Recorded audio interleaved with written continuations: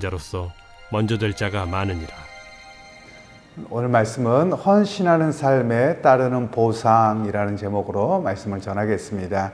오늘 본문의 말씀은 이제 제자들에게 부자가 천국에 들어가기가 어렵다라고 말씀하시면서 어느 정도 어렵느냐, 낙타가 바늘길을 통과하는 것만큼 어렵다 이렇게 말씀합니다. 이 말은 사실 불가능하다는 이야기죠. 왜냐하면 낙타가 바늘길을 통과할 수가 없습니다. 죽었다 깨어나도 안 됩니다. 그러면 왜 주님께서 이렇게 이야기를 하느냐라고 하면, 부자라고 하는 것은 무엇보다도 재물을 최우선시 여기는 사람입니다. 우리가 보통 부자 그러면 어느 정도가 부자여야 되는가 뭐 이렇게 생각할 수 있겠는데요. 이때 당시에 부자라고 하면 기득권 중에서 모두가 다 알만한 그런 부자입니다. 그런데 이 사람은 결코 마음을 못 내려놓죠. 바로 어제 말씀과 이어서 본다면 부자 청년이 예수님에게 나와서 어떻게 하면 영생을 얻으리까 라고 질문합니다. 그때 계명을 지키라 그랬더니 계명 다 지켰는데요, 그거 말고 또요 그랬더니 주님께서 너가 모든 재산을 팔아서 다 가난한 사람에게 나누어 주고 나를 따르라 이렇게 말씀하셨는데, 부자 청년이 근심하여 갑니다.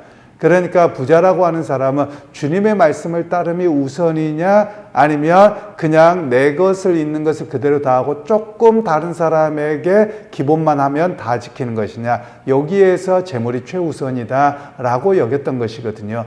그런 상황에서 말씀하는 겁니다. 오늘 어찌 보면 우리에게도 마찬가지입니다. 물론 우리가 뭐 내놓는 부자는 없을 겁니다. 모두가 알만한 부자는 없죠. 그런데 꼭 그들만이 아니라 우리의 삶에서 어떤 결정 기준과 모든 것들이 물질이냐, 아니면 주님을 따르고 말씀을 지킴이 우선이냐, 이걸로 결정된다라는 것을 우리에게 말씀하고 있는 겁니다. 이때 당시에 유대인들의 가지고 있는 전통적인 생각이 있는데요. 그게 무엇이냐면 물질은 많았다라고 하면 여호와께서 복을 주신 것이다 이렇게 생각하고 있었거든요. 그러니까 모두가 하나님께 복받은 사람은 부자가 되는 거고 성공한 사람이다 이런 개념이 있었어요. 우리에게도 뭐 비슷하겠습니다만 이에 대해서 주님께서 말씀하고 계시는 겁니다. 너희가 그것이 부자가 천국에 들어가기가 힘들었는데 오히려 그것이 하나님께 복을 받은 것이라고 말할 수 있느냐, 그렇지 아니하다 이런 이야기를 말씀하고 계시는 겁니다. 그러면 이 말씀을 통해서 우리에게도 마찬가지입니다. 부자가 되려고 애쓰지 말라는 겁니다. 그냥 필요를 따라 공급하신 은혜를 따라 살아가면 되고 열심히 살아가면 되는 것인데, 우리의 인생의 목적이 부자다, 옳지 않다는 것이죠. 우리 인생의 목적은 무엇이냐? 주님을 따르고 주님의 은혜 속에 살아감이 목적이 되고, 그리고 물질이라고 하는 것은 우리가 물론 물질을 전혀 추구하지 말고 아예 그냥 세상 버리고 산속에 들어가 살아라 이런 말씀이 아니에요. 우리가 보통 물질 이야기를 하면 자꾸 그렇게 인식을 합니다. 그런 이유가 뭐냐? 사실 마음속에 물질을 추구하는 걸 최우선으로 삼고 있기 때문에 그걸 지적하면 불편해하는 겁니다. 그러면 우리가 회개하셔야 되는 겁니다. 왜냐하면 신앙생활은 물질을 추구하는 게 아닙니다. 오히려 신앙생활은 물질을 내려놓을 줄 알고 쓰레기처럼 취급하고 물질이 내 인생에 중요한 것이 아닙니다라고 덜어낼 수 있는 것이 바른 신앙생활이거든요. 그런데 우리가 교회만이 아니라 타종교도 마찬가지입니다만 모두가 물질 우상주의가 있습니다. 그래서 하나님을 믿어도 물질로 복받고 잘되고 여기에 신앙생활이 멈춰 있다면 바른 신앙생활이 아닙니다. 바로 주님은 그런 이야기를 우리에게 이야기하고 계시는 내용이라고 할 수 있겠습니다. 그러면서 모든 것을 주님께 내어놓은 이 제자들이 이야기를 합니다. 27절 하반절에 보면 베드로가 대답하여 이르되 보소서 우리가 모든 것을 버리고 주를 따랐사온데 그런즉 우리가 무엇을 얻으리이까? 우리가 다 내려놓고 주님을 따랐는데 저 사람하고 비교해 보면 우리가 받을 상이 뭡니까? 이렇게 이야기를 하죠. 물론 그가 가지고 있었던 것은 해석도 두 가지가 되겠습니다. 아마도 베드로는 세상적인 어떤 보상을 바란 것 아니냐 이렇게 이야기하는 분들도 있고, 또 다른 분들은 그것이 아니라 우리는 어떤 사람이냐, 저 부자 청년과 같이 그렇게 선택하지 않고 우리는 주님을 따랐습니다. 그럼 우리의 다음에 주님께서 우리에게 허락하시는 것은 무엇이겠습니까? 이렇게 이야기를 한 것으로 학자들은 이야기합니다. 그래서 아마도 전자보다도 후자가 좀 더 해석에 더 합당하다고 볼 수 있을 것 같은데요. 그러면서 오늘 우리에게 말씀하고 있는 것은 28절 말씀에는 예수님이 새롭게 오실 때에 너희가 권세자로 있어서 세상을 심판하는 자리에 있게 될 것이다. 이렇게 말씀합니다. 그럼 제자들이 심판한다라는 말은 이 사람들을 이렇게 틀렸다 옳았다 이런 의미를 말하는 게 아니라 이 제자들이 살았던 삶이 심판의 기준이 된다라는 것을 이야기를 하고 있는 겁니다. 즉 저들이 세상의 많은 것들을 버리고 주님을 따르고 심지어 자기의 생명까지 내어놓으면서 주님을 따랐던 그 모습이 신앙의 기준이 되어서 과연 사람들이 어떻게 살았느냐가 평가의 기준이 되어진다라는 겁니다. 사실 우리의 교회가 잘못 가르치는 게 하나가 있습니다. 물론 대놓고 가르치는 건 아닌데 은연중에 있는 게 뭐냐면 사람을 평가할 때 물질의 유무, 세상의 성공 유무로 자꾸만 평가를 하려고 합니다. 이거는 전혀 성경적이지 않습니다. 오히려 비성경적이고 오히려 세속적입니다.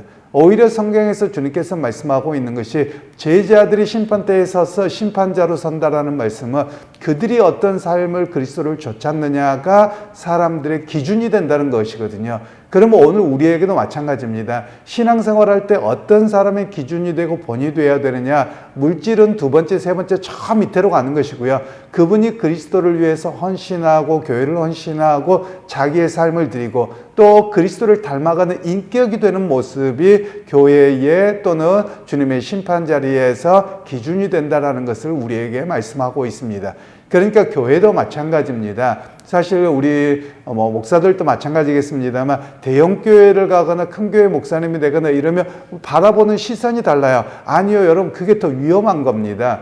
오히려 바라보는 것은 정말 저분이 그리스도를 따라가고 그리스도의 모습이 보이고 낮은 자에 가고 이런 모습으로 있느냐가 오히려 목회자의 기준이요 또 성도들에게도 신앙의 기준이 되어야 됨을 우리에게 말씀하고 계시는 겁니다.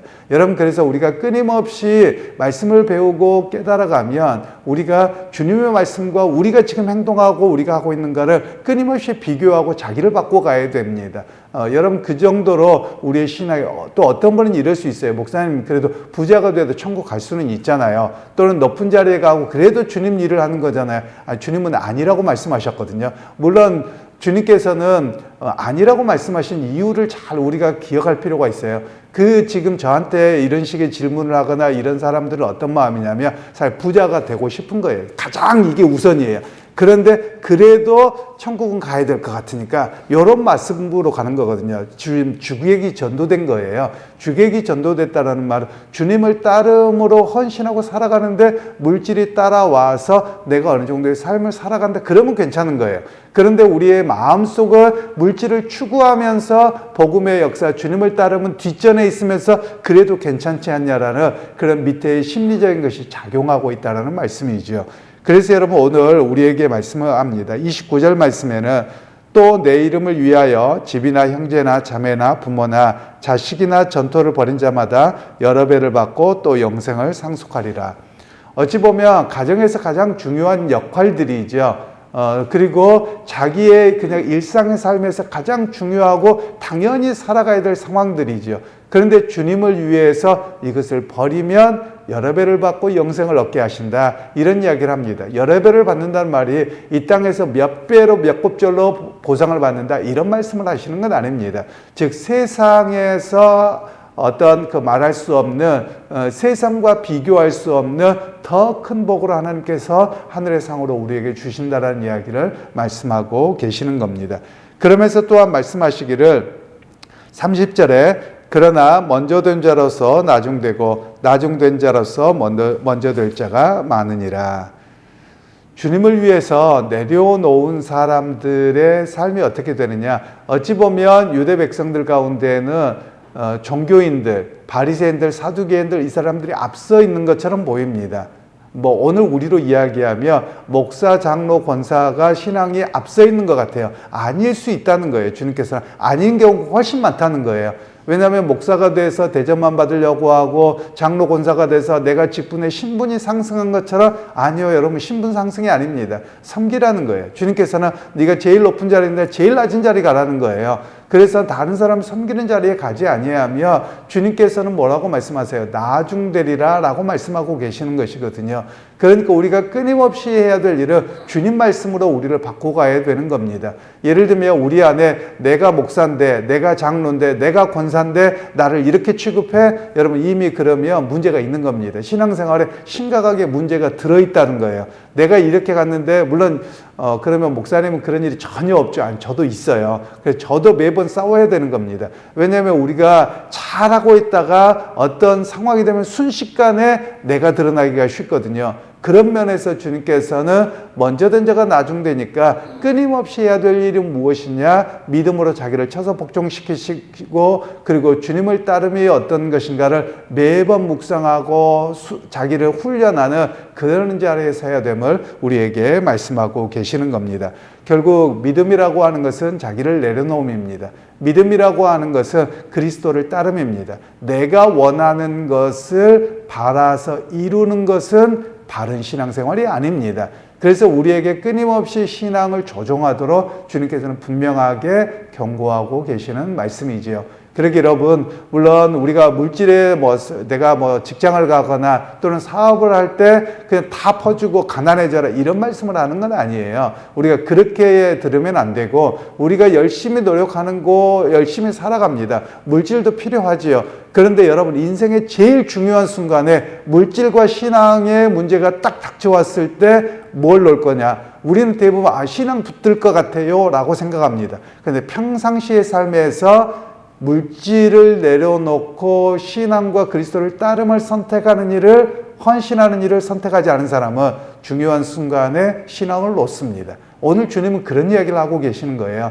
그러니까 평상시의 삶 속에서 비록 물질과 여러 가지가 주어지고 이걸 선택하더라도 내가 언제든지 이거는 주님 앞에 신앙과 비교하며 쓰레기에 불과하고 별것도 아니어서 정말 나는 주님을 선택할 수 있는 그런 매번의 훈련이 되어졌을 때 중요한 순간에 절체절명의 순간에 신앙을 선택할 수 있는 겁니다. 바로 그런 측면에서는 주님께서 이 땅에서 신앙이 훈련이 되어야 가야 됨을 말씀하고 계시는 것이지요. 그러기 여러분 오늘 아침에 우리가 신앙생활하면서도 주님 내가 물질을 추구하는 자가 아니라 주님의 제자로서의 삶, 주님의 말씀을 따르는 자의 삶으로 오늘 또 내가 살아가겠습니다. 결단하고 오늘 하루도 그 훈련에서 승리하는 삶의 자리에서 승리하는 여러분 모두가 되기를 주님의 이름으로 축원합니다.